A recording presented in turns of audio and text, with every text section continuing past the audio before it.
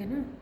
So ఇక్కడ ఎక్కువ వెళ్ళే కొద్దీ టెంపరేచర్ ఎక్కువ పెరుగుతుంది అనమాట. సో నువ్వు స్టార్టింగ్లో ఉన్నావు కాబట్టి నువ్వు కొంచెం లోలో నుంచినే ప్రాక్టీస్ చేయి, ఎందుకంటే ఎక్కువ హై హీట్లో పెడితే కాలిపోతుంది అనమాట. ఇంకోటి ఏంటంటే మెటాలిక్ ఉంటుంది కాబట్టి ఏం కాలేదు.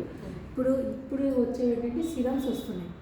సో ఆ సిరమ్స్ని హీట్ ప్రొటెక్షన్ సిరమ్స్ ఉన్నాయి, అవి అప్లై చేసి చేస్తే నీకు హెయిర్ అనేది డ్యామేజ్ కాదు. ఏదైనా పార్టిషన్ చిన్న పార్టిషన్స్ తీసుకోవాలి ఇలా. సో రిమైనింగ్ హెయిర్ అంతా తీసుకొని ఇట్లా చేయాలి.